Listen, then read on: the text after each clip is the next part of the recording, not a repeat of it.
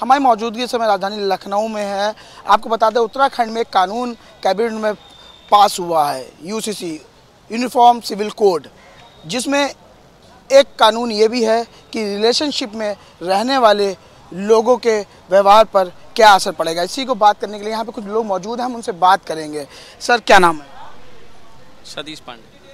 Satish ji, UCC में एक कानून है कि रिलेशनशिप में रहने वाले लोग के ऊपर क्या असर पड़ेगा, उनके व्यवहार पर क्या इसका प्रभाव पड़ेगा कि नहीं पड़ेगा? ये तो कानून ही नहीं होना चाहिए। पहली बात तो ये तो बिल्कुल गलत है। ये कि रिलेशनशिप, आपकी शादी हो गई है, अब आप दूसरी रिलेशनशिप कर रहे हो, ये तो देश की संस्कृति के खिलाफ ही है एकदम पूरा। ये तो बिल्कुल खिलाफ है, ऐसा होना ही नहीं चाहिए। पहली बात तो ये गलत है, ये कानूनी। दूसरी बात ये है कि रिलेशनशिप किस बात का, रिलेशनशिप इस बात का कि मतलब आपकी मैरिड हो गई, आप दूसरी रिलेशनशिप क्यों बनाए? क्यों? अब जब आपकी भरपूर आपको सहयोग आपकी पत्नी नहीं दे रही है तो आप तलाक कीजिए, दूसरी शादी कीजिए। तो एक रिलेशनशिप दूसरी रिलेशनशिप, तो जो बच्चा होगा उस पर क्या असर पड़ेगा? अब आप हमारा, ये तो हमारा देश जो विदेशी जो आते हैं उनके ऊपर जा रहा है। ये तो वही बात कर रहे हैं, अगर रिलेशनशिप से बच्चा जो जन्मेगा उस बच्चे को प्रॉपर्टी में और हर चीज़ में बराबर का अधिकार मिलेगा। अब रजिस्ट्रेशन भी कराना पड़ेगा उसका। मिलना भी चाहिए, कोई भी चाहे इस बच्चे से। पहले हमारे जो पहले राजा महाराजा थे 2-2 3-3 पत्नियां रखते थे और सबको पूर्ण अधिकार मिलता था, लेकिन अब ऐसा नहीं होना चाहिए। तब की बातें अलग थी, अब की बातें अलग हैं। अब एक पत्नी 2 बच्चे या 3 बच्चे ठीक है, लेकिन आप 2-2 3-3 पत्नियां, आपके ऊपर क्या असर पड़ेगा? ये जनता के ऊपर क्या असर पड़ेगा? आपकी देखा देखी कई लोग गलत होते जाएगा। ये तो ये ठीक है, ये ठीक नहीं है मतलब। और भी लोग यहाँ पे मौजूद हैं, हम उनसे भी बात करेंगे और जानेंगे कि लोगों का कहना है कि यूसीसी में लिविंग रिलेशनशिप में रहने वाले जो लोग हैं वो उनके लिए, उनके व्यवहार पर, उनके व्यक्तित्व कैसा असर पड़ेगा। सर मैं इस बारे में बस यही कहना चाहूँगा कि जो हमारी भारतीय संस्कृति है और जो आचार विचार हैं हमारे, और जो संस्कार दिए गए हैं वैवाहिक जीवन को लेकर और एक जो है शादीशुदा संबंध को लेकर, उसके लिए ये बहुत बड़ी खराब मानसिकता है। आने वाले समय में इसका बहुत बड़ा बुरा प्रभाव पड़ सकता है हमारी जनरेशन पे। एक तरफ हम राम राज्य स्थापित कर रहे हैं जिसमें भगवान राम को मर्यादा पुरुषोत्तम बता रहे हैं और उनके संस्कारों पे, उनकी जो है संस्कृत पे चलने के विचार रखने की बात की जा रही है। दूसरी तरफ ये कानून, एक तरफ ये मानते हैं कि ऐसे में अगर जो इस रिलेशनशिप से जो बच्चा होता है उसका कोई दोष नहीं है, उसको तो मिलना चाहिए। लेकिन सबसे बड़ी बात ये है कि उसका माँ बाप के साथ नाम भी जो है जुड़ना चाहिए। उसके फ्यूचर पे क्या असर पड़ेगा और ऐसी रिलेशनशिप को माँ बाप स्वीकार करें ना करें, क्या है आगे भविष्य, तो मेरे हिसाब से ये सही नहीं है। मतलब कानून ये कुल मिला के गलत है। ये इसके बारे में बस यही कहना चाहूँगा कि अगर रिलेशनशिप हो रही है तो जायज़ तरीके से हो।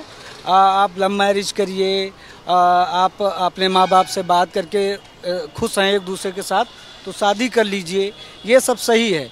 लेकिन ये जो अलग तरीके से कि हम एक बच्चा करते हैं रिलेशनशिप से और उसको हम अलग से अधिकार दिलाते हैं, माँ कहीं और जा रही, बाप कहीं और जा रहा, आगे रिलेशन का क्या भविष्य है, बच्चे का क्या भविष्य होगा, ये सारी बातों को ध्यान रखते हुए ये चीज़ें सही नहीं है मेरे हिसाब से। भैया से हम फिर से एक बात करेंगे। जैसा कि बता दें यूसीसी और देशों में लागू है, जैसे अमेरिका हो गया, फ्रांस हो गया, वहाँ लागू है और वहाँ लोग इस नियम को मान रहे हैं और यही हमारे देश में लाने की प्रक्रिया चल रही है। अभी उत्तराखंड में फिलहाल पास नहीं हुआ लेकिन कैबिनेट से मंजूरी मिल गई है। विदेश की तरफ क्यों जा रहे हैं? वहाँ तो रोज़ शादियाँ तोड़ रहे हैं, आज आप रोज़ भी बदल रहे हैं। ये हमारी, भैया ने बताया, ये हमारी संस्कृति के खिलाफ है। ये हमको ऐसा, ये पहली बात तो ये कानूनी गलत है। सबसे पहली बात तो ये कानूनी गलत है, इस पर कोई चर्चा ही नहीं होनी चाहिए, ना इस पर कोई कानून में विधेयक आना चाहिए। एक शादी 2-4 बच्चे हो गए, ठीक है, इतना बहुत है हमारे लिए, हमारे देश के लिए। और हम रोज़ बीबियाँ बदलें और रोज़ उसके बाद हम 3-4 बच्चे वो करें, उसके बाद रिलेशनशिप, तो ऐसे तो संस्कृति पूरी खराब हो जाएगी। ये तो व्यथा बदल जाएगी। ये तो फिर ये बिल्कुल इससे आम जनमानस के व्यक्तित्व पे काफ़ी असर पड़ेगा। बहुत बहुत कानून बहुत ही बुरा प्रभाव पड़ेगा। आने वाले समय में लोग आचार विचार खो बैठेंगे और एक दूसरे जो बड़े छोटों का जो व्यवहार भी रहता है वो भी खत्म हो जाएगा। 16 साल का बच्चा होगा वो तुरंत रिलेशनशिप बना लेगा, 18 साल में बच्चे पैदा कर देगा, फिर उसके बाद आप आ जाएंगे 20 साल में फिर वो एक और बीवी बना लेगा, उससे बच्चा पैदा कर देगा। माँ बाप के ऊपर क्या प्रभाव पड़ेगा और उसका परिवार का पालन पोषण कौन करेगा भाई? ये तो कैसे होगा? ये तो बच्चा पढ़े लिखेगा नहीं, फिर ये तो रिलेशनशिप बनाना शुरू कर देगा। हमारे साथ एक चाचा हैं, उनसे हम बात करेंगे यूसीसी आने के बाद लिविंग रिलेशनशिप पे क्या असर पड़ेगा। चाचा क्या नाम है? मेरा नाम है डॉक्टर बीके सिंह यादव। कानून आ रहा है यूसीसी, उसमें जो लिविंग रिलेशनशिप में लोग रहते हैं, लोगों का कहना है उस पर काफ़ी असर पड़ेगा, काफ़ी प्रभाव पड़ेगा। आप क्या कहते हैं? नहीं, इस पर देखिए मेरा मत है कि ये मेरिट डिमेरिट इसमें दोनों है। एक तो होगा कि रजिस्ट्रेशन कराने से लड़के लड़की सुरक्षित रहेंगे। अगर दोनों का मान लीजिए जब तक संबंध चलता है तब तो ठीक, तब तक तो कोई नहीं जानता है। लेकिन दोनों में अगर कोई एक दूसरे से अलग होता है किसी कारणवश, अगर उसमें दोनों किसी की हत्या हो जाती है तो रजिस्ट्रेशन रहने से वो पकड़ में आ जाएंगे।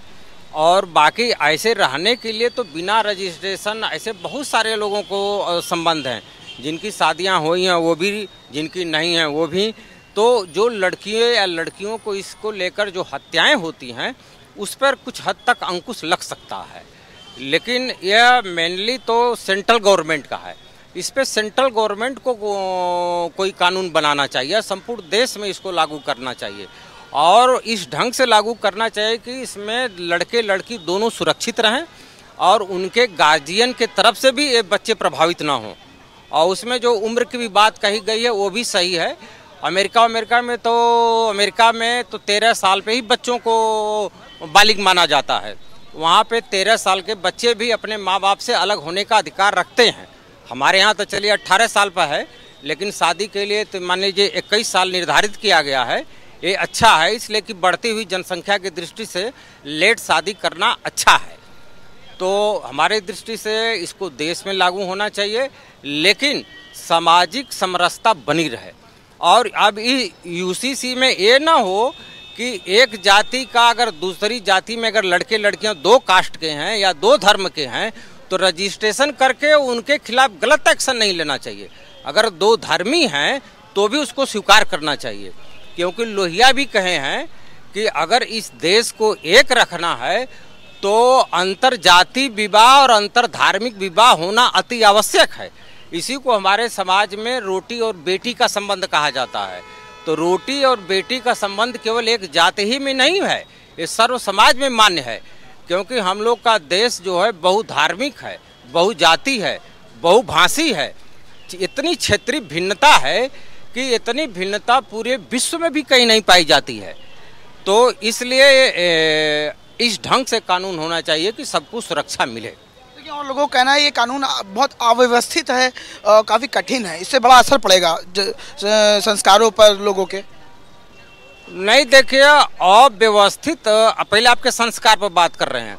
अगर एक जाति में शादी हो रही है तो वहाँ भी तो तलाक हो रहे हैं, वहाँ भी तो मर्डर हो रहा है, वो मर्डर करके वहाँ भी तो उसको रूप दहेज का दिया जा रहा है, अवैध संबंध का दिया जा रहा है।